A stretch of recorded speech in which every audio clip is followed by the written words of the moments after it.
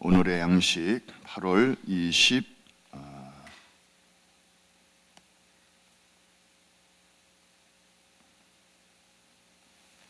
오늘이 8월 23일 토요일이네요.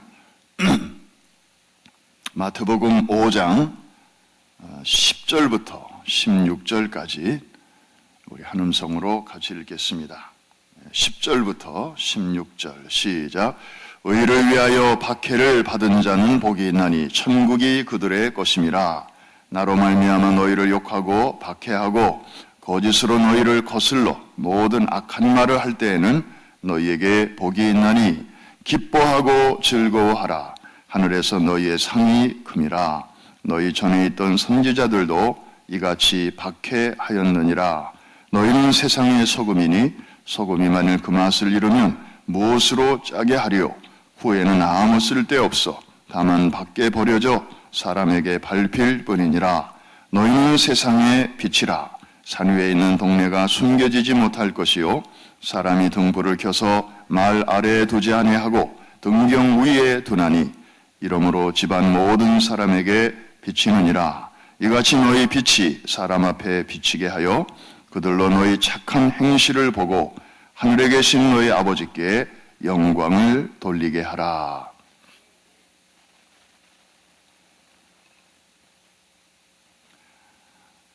핵심적인 말씀은 16절에 있습니다. 이같이 너희 빛이 사람 앞에 비치게 하여 그들로 너희 착한 행실을 보고 하늘에 계신 너희 아버지께 영광을 돌리게 하라. 신앙생활은 두 가지 차원이 있습니다. 하나는 하나님과의 관계가 있고 다른 하나는 사람과의 관계입니다. 그래서 우리는 하나님 앞에서 사는 사람들이고 동시에 사람들 틈에서 사람들 사이에서 살아가는 그런 존재입니다. 관계적 존재입니다. 어느 한쪽은 잘 되는데 다른 한쪽에 문제가 생기면 그것은 건강하지 않습니다. 이 두 가지는 서로 구별은 되지만 또 분리될 수 없는 그런 문제이기 때문입니다. 그래서 한쪽을 위해서 다른 쪽을 희생한다. 이거는 있을 수 없는 일입니다. 예를 들어서 주님을 좀 더 잘 섬기기 위해서 다른 사람과의 약속을 쉽게 깨트린다든지 그리고 당연히 갚아야 할 의무를 소홀히 한다든지 이러면 누가 그 사람이 믿는 하나님을 믿겠습니까? 사람들은 하나님은 눈에 안 보여요. 하나님을 믿는 사람만 눈에 보여요. 그러니까 그 사람이 잘해야 되는 거예요. 그래야 하나님께도 영광이 되는 줄로 믿습니다. 그래서 우리 때문에 하나님의 이름이 내 주변에 있는 사람들에게서 높임을 받기도 하고 나 때문에 이제 반대의 그런 결과가 나오기도 하는 것입니다. 우리가 얼마나 중요한지 몰라요. 우리의 삶이. 특별히 오늘 이 말씀은 그 10절, 11절, 12절에 보면 그 말씀의 이제 이 문맥을 볼 수 있는데 특별히 10절부터 12절까지의 말씀은 박해, 핍박, 오해, 또 중상모략 이런 여러 가지 어려운 환경을 이야기하고 있습니다. 그런 가운데서 하나님의 자녀들이 이 악하고 패역한 시대 속에서 승리할 수 있는 비결을 13절부터 16절까지 말씀하고 있는 것입니다. 소금이라고 하시고 빛이라고 하십니다. 악한 세상을 이기는 방법은 그들보다 좀 더 악해지는 게 아니고 그들보다 좀 더 세지는 게 아니고 오히려 소금처럼 그리고 빛처럼 그렇게 살라는 것입니다. 그렇죠. 어둠은 아무리 어둠아 물러가라 소리친다고 물러가지 않습니다. 혼자 힘으로 안 될 것 같아서 친구들 데려와가지고 하나 둘 셋 어둠아 물러가라 아무리 소리쳐도 어둠은 물러가지 않습니다. 어떻게 하면 물러가나요? 촛불 한 자루 조용히 켜면 어둠은 물러가는 것입니다. 우리의 행실을 통해서 촛불 한 자루 다 켜면 소리치지 않아도 어둠은 물러가게 되어 있습니다. 나의 삶은, 나의 신앙은 내 주변에 있는 사람들에게 어떤 모습으로 지금 비춰지고 있는가? 오늘 새벽에 우리가 좀 깊이 생각해 봐야 할 주제입니다. 여러분의 신앙은 하나님을 향한 그 갈망, 이것은 타의 추종을 불허합니다. 새벽에 나오시는 분들이야 정말 말해 뭐 하겠습니까? 정말 하나님의 은혜를 사모하고, 그리고 하나님이 좋고, 하나님 만나는 게 좋고, 하나님과 대화하는 게 좋아서 그냥 피곤한 몸을 불구하고 이부자리를 제끼고, 그리고 자다 말고 일어나서 다 나오는 분들 아닙니까? 자다 말고 그야말로. 문제는 내 주변에 있는 가족들을 포함해서 또 나와 자주 오늘도 만나게 되는 그런 사람들 앞에서 이제 우리의 모습은 어떤 모습인가? 여러분, 스위스라는 나라는 여러 가지로 유명합니다. 오늘 스위스에 대한 얘기를 좀 나눕니다. 물론 시계로도 유명하고 또 알프스산이 거기 있어서 유명한데, 이번에 그 유럽을 이렇게 갔다 오면서 또 이것저것 이렇게 공부할 수 있는 기회가 있었습니다. 여러 가지 역사에 관한 그런 얘기도 좀 들었는데, 스위스의 용병에 대한 이야기를 좀 들었습니다. 그래서 좀 용병에 대해서 좀 공부를 좀 해야 되겠구나. 그리고 자료를 찾아보니까 저도 깜짝 놀랐습니다. 이 스위스라는 나라는 지금 아주 잘 사는 나라죠. 국민소득이 우리 대한민국의 4배 정도 됩니다. 그러니까 아주 부족할 것이 없는 그런 나라죠. 그런데 원래부터 그렇게 잘 사는 나라가 아니었고 아주 찢어지게 가난한 그런 나라였습니다. 지금은 알프스산이 이제 그 나라의 자랑거리이긴 하지만 옛날에는 오히려 국가 발전의 장애 요소였습니다. 이 중세 시대만 해도 오늘날과 같이 이렇게 과학이 발달하는 것도 아니었기 때문에 이 자연적인 이런 환경이 오히려 저들의 발전을 이제 많이 방해했습니다. 먹고 살 게 없으니까 산이 그 국가의 영토 중에 산이 차지하고 있는 비중이 워낙 많으니까 농사를 지을 수도 없고 무슨 자원이 또 많이 이렇게 개발된 것도 아니고, 그래서 옛날에는 외국의 젊은이들이 나가서 이제 용병으로 그렇게 취직을 많이 했다는 것입니다. 옛날에는 전쟁이 또 워낙 많았잖아요. 그래서 스위스도 젊은이들이 이렇게 주변에 있는 외국으로 용병으로 해외에 나가서 가족들의 이 의식주를 책임져야만 했습니다. 그래서 다른 나라와 마찬가지로 스위스 국민들도 이 지독한 가난 때문에 이제 용병이라고 하는 어떤 면에서는 상당히 슬픈 그런 비즈니스를 시작을 했습니다.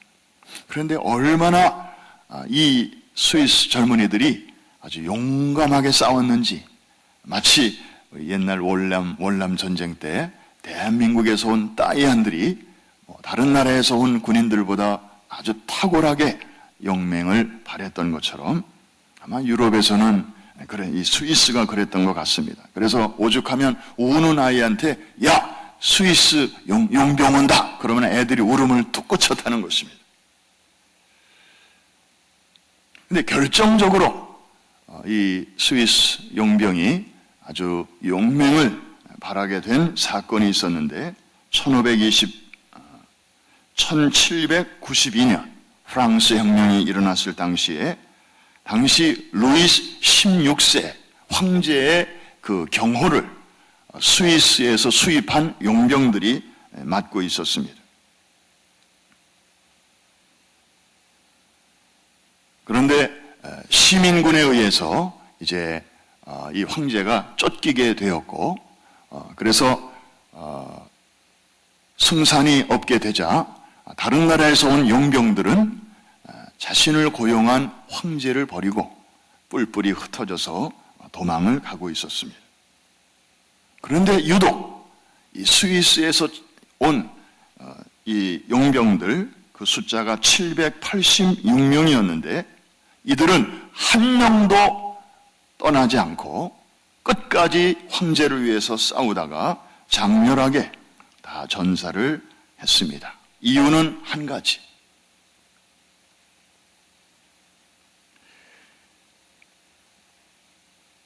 프랑스 시민군이 이렇게 죽이려고 하다가 프랑스 사람이 아니고 이 스위스에서 건너온 외국 청년인 것을 알아보고, 야, 도망가.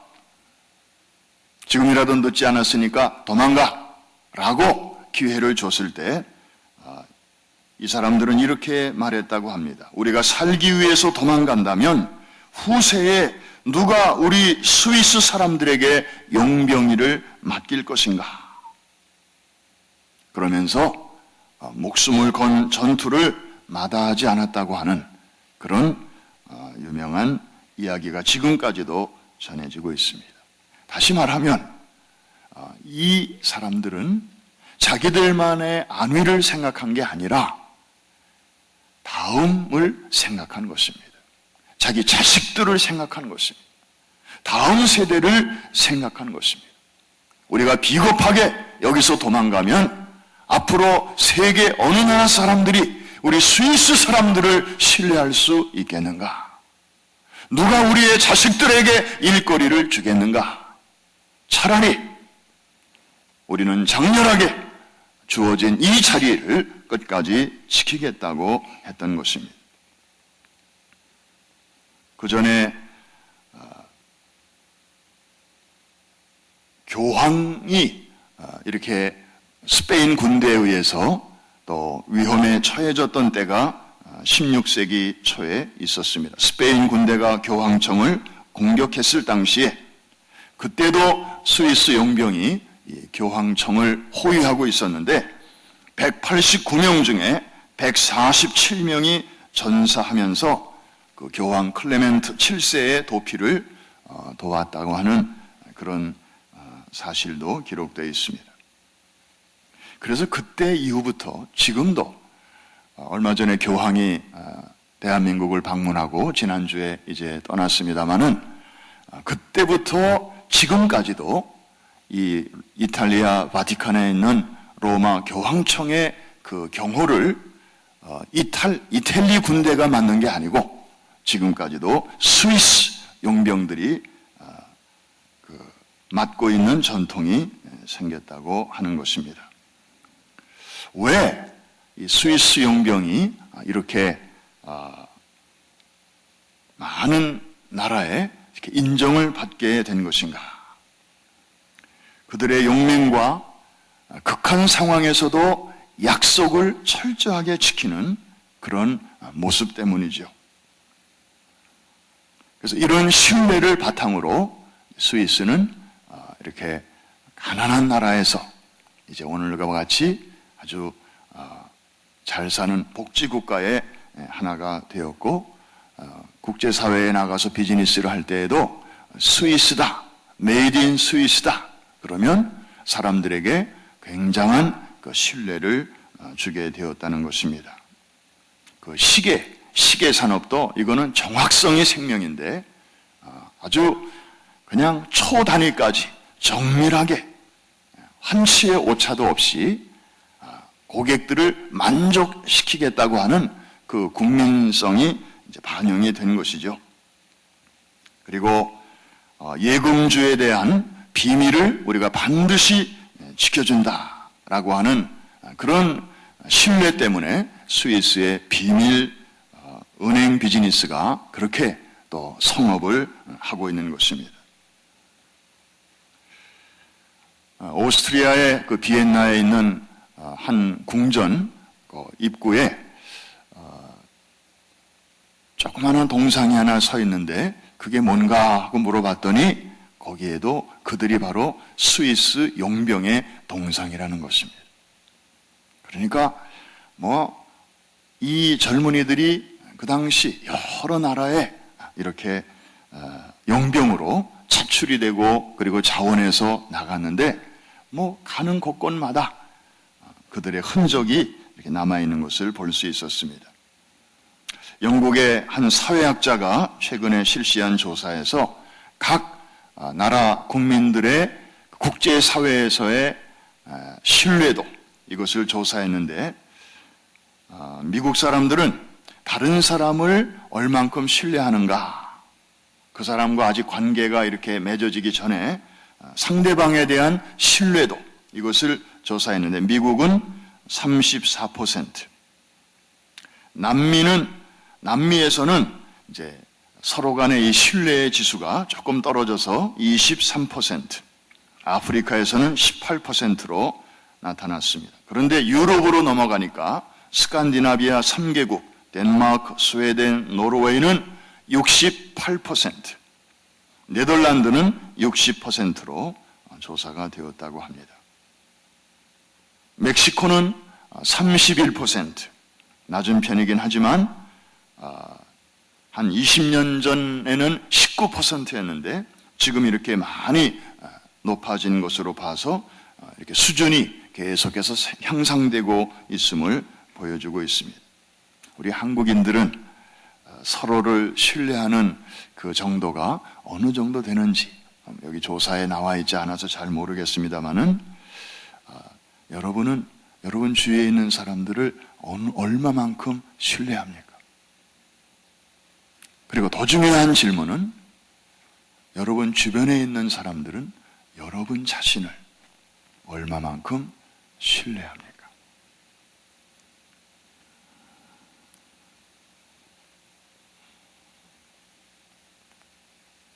신뢰의 문제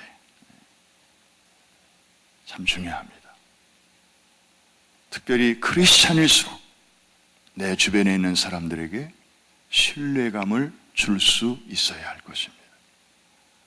교회는 열심히 다니는데 예수는 잘 믿는 것 같은데 저 사람 말은 믿을 수가 없어. 저 사람 약속은 내가 신뢰할 수가 없어. 그것은 하나님의 영광을 가리우는 것이고 그리고 전도의 큰 장애물이 될 것입니다. 우리가 이 스위스 용병을 통해서 또 하나 가슴 절절하게 느껴오는 게 또 하나 있습니다. 다음 세대를 향한 관심입니다. 저들도 살기 위해서 얼마든지 도망갈 수 있는 기회가 있었습니다. 자기 나라 왕도 아니에요. 자기 나라 땅도 아니에요. 그냥 돈 받고 월급 받고 일하는 군인들이었어요. 그런데 피도 섞이지 않은 다른 나라 황제를 위해서, 다른 나라 사람들을 위해서 그렇게 그 자리를 떠나지 않고 싸우다가 장렬하게 최후를 맞이한 그 중심 배경은 다음 세대를 향한 그런 염려와 배려와 관심 때문이었습니다. 우리가 여기서 도망가 버리면 누가 스위스 사람들에게 일을 맡길 것인가?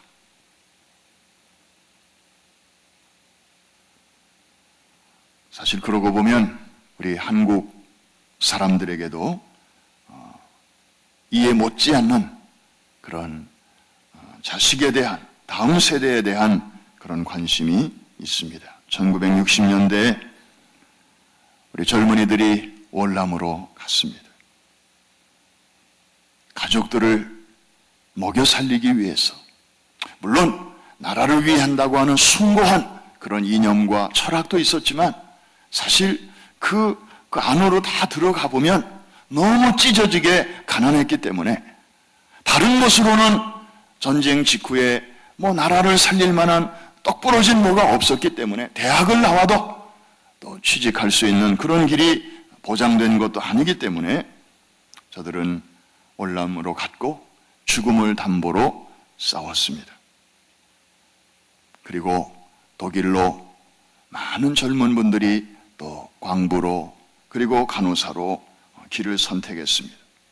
이분들이 열심히 정말 말도 통하지 않고 그리고 온종일 시꺼먼 먼지를 뒤집어 쓰면서 그렇게 일을 하고 그것을 한국에 있는 가족들에게 송금한 금액이 당시 GNP의 2%를 차지할 정도로 한국은 가난한 나라였고 그리고 저들이 벌어오는 외화는 정말 국민 경제를 지탱하는 그런 큰 버팀목이 되었습니다. 1970년대에 들어와서는 뜨거운 사막의 나라로 또 젊은이들이 갔습니다. 저희 형님도 사우디아라비아로 가가지고 몇 년 동안 거기서 열심히 일을 해서 또 매달 이렇게 송금도 해오고 부모님께 용돈도 드리고 그리고 그 돈을 이렇게 모아서 또 한국에다가 또 이렇게 결혼하면 살 집도 마련하고 이런 모습을 저는 봤습니다. 모진 모래바람을 견디면서 정말 강도 높은 그런 노동을 한 것도 사실은 다 가족을 위한 것이고 그리고 더 크게 보면 다음 세대를 위한 것이었습니다. 한국 사람은 정말 일 잘한다. 맡겨놓으면 틀림없이 한다. 한국 사람은 믿을만해. 그래서 그 다음 후배들도 또 이렇게 초청되고 그러면서 한국 근대사의 한 중요한 획을 긋게 된 것입니다. 우리 부모들에게는 다음 세대를 향한 그러한 관심이 자연스럽게 있습니다. 이제 이것을 신앙과 접목시켜서 이제 우리만 잘하다가 갈 게 아니라 이제는 우리 다음 세대를 생각해야 할 때가 되었고 또 저들이 마음껏 일할 수 있는 그런 무대를 또 마련해 줘야 할 것이고 그리고 우리가 지금 하고 있는 일이 무엇인가를 저들에게 잘 또 설명을 해줘야 할 것입니다. 좀 안타까운 것은 우리 1세들은 열심히 그냥 성령에 취해서 그렇게 뛰는데 우리 다음 세대들이 부모님이 뭘 하는지 잘 모르고 프라미스호가 어디 가서 뭘 하는지 잘 모르고 자기들은 그저 자기들의 세계 속에서 놀고 자기만의 리그로 그렇게 따로따로 다니면 어떻게 되겠습니까? 그래서 정말 우리가 다음 세대를 위해서 기도해야 되고 그리고 하나님이 우리에게 보여주시고 우리가 경험했던 것들을 저들과 쉐어해야 되고 그래서 가정에서도 가정 예배를 드리면서 혹은 또 선교도 이제 같이 이렇게 가족 단위로 그렇게 나가면 참 좋을 것 같아요. 우리가 서로 안 통하는 게 많지만 그래도 통하는 게 몇 가지 있잖아요. 선교 그러면 다 좋아해요. 그리고 찬양 그러면 다 좋아해요. 그래서 이렇게 서로 통하는 것들을 가지고 그 경험을 공유하고 헤리티지를 공유하고 그래야 이게 단절되지 않고 내가 부모고 쟤들이 자식이라고 해서 시간이 지나면 저절로 다 이렇게 이어지는 게 아닙니다. 그냥 아무것도 안 하고 가만히 있으면 저들은 저들의 길을 갈 것입니다.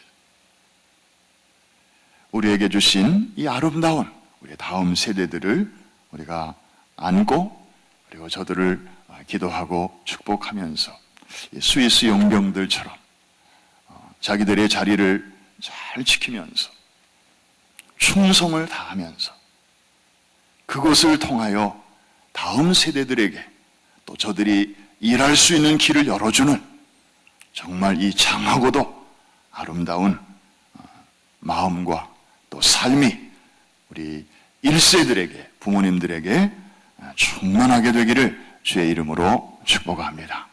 이 시간에도 한국에 나가서 정말 고단한 몸을 이끌고 또 복음을 위해서 수고하는 우리 선교팀들은 어떤 면에서 정말